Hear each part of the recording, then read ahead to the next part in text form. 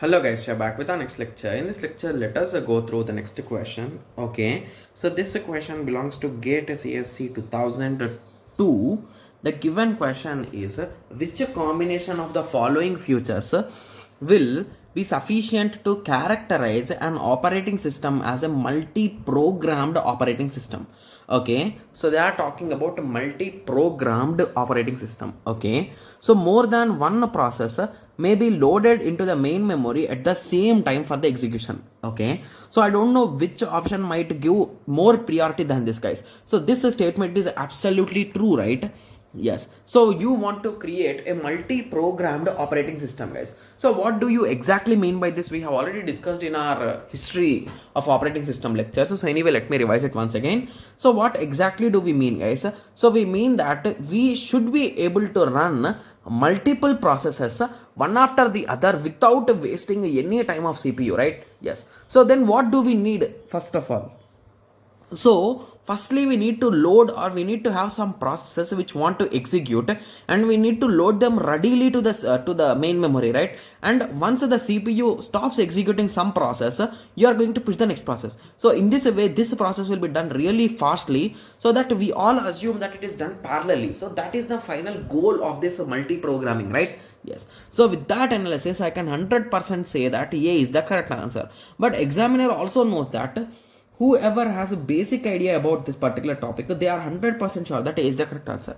So that is the reason why he wantedly kept it in all the options, guys. Okay, sir, that's really a smart side of the examiner. Yes. So let us continue with option B now. So option B says that if a program waits for certain events such as IO, or another program is another program is immediately scheduled to the processor for the execution. So to be clear, this statement also seems to be 100% true, right? Because whenever this particular process wants to do some IO operation, we are going to push it into wait or suspended or any kind of state, right? Yes. And it is going to perform its particular task, and it will join back the ready state, right? Yes. So with that understanding, we can say that this is also true, right? Yes. So now once I told B as a true, now I can eliminate option A and option C, right? Yes. So moving on to option C says that if the execution of the program is terminates, another program is immediately scheduled for execution.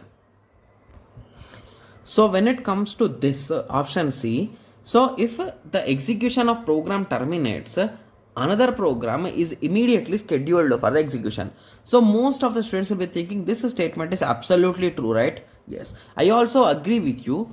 In this particular question, option A, option B and option C. So these three are absolutely true. But what did they ask in the question, guys? So they are clearly asking in the question is which of the following features will be sufficient to characterize an operating system as a multi-programmed operating system. So what is the definition of multi-programmed operating system, guys? So there should be multiple processes inside the CPU. So option A justifies that. And the next thing is, so whenever a particular process has been pushed out, some other should take its place. So this is nothing but the second part, right? So these are the two parts of the definition. But we never talk about termination, right? Because what exactly is termination, guys? Termination is nothing but that particular process is done. So if you take 100 single processor or any kind of processing system or any operating system, once a particular process is done, every time we schedule some other, right? So is there any specific new thing there? No. So that is the reason why option D is wrong and option B is true. So basically option A and B are enough to say that a particular operating system is a multi-programmed or not. Got it? Yes. So now I hope everyone got some basic idea with respect to this question, right? Yes. So I hope everyone got a clear idea with respect to this question. So in the next lecture, let us continue with the next question. Thank you. Thanks for watching.